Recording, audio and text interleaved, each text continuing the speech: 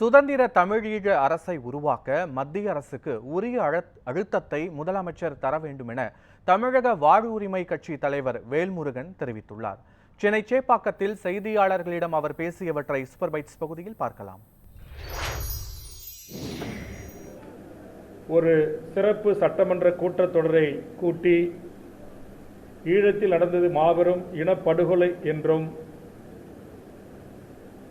ஈழத்தில் நடந்த இனப்படுகொலைக்கு சர்வதேச நீதி விசாரணை வேண்டும் என்கிற கோரிக்கையும், அதுபோன்று பொது வாக்கெடுப்பினூடாக உலகத்தில் பல நாடுகள் ஐக்கிய நாடுகள் சபையினூடாக நடந்தேறிய பொது வாக்கெடுப்பின் மூலம் ஒரு தனித்தமிழ் ஈழ அரசை உருவாக்குவதற்கான ஒரு முன்னெடுப்பை உலகம் முழுவதும் வாழ்கின்ற ஈழத்தமிழர்கள் தொடர்ந்து முன்னெடுத்து வருகிறார்கள்.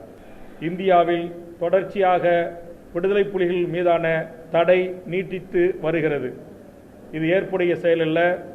ஆதலால் மாண்புமிகு தமிழ்நாடு முதலமைச்சர் அவர்கள் ஒன்றிய அரசு விடுதலை புலிகள் மீதான தடையை நீட்டிப்பதற்கு கேட்கின்ற காரணங்களுக்கு செவிசாய்க்காமல் அந்த தடை நீக்குவதற்கு உரிய நடவடிக்கைகளையும் மாண்புமிகு தமிழ்நாடு முதலமைச்சர் அவர்கள் எடுக்க வேண்டும் என்கிற கோரிக்கையும் ஈழத்தமிழர் வாழ்வுரிமை கூட்டமைப்பின் சார்பாக நாங்கள் முன்வைக்கிறோம்.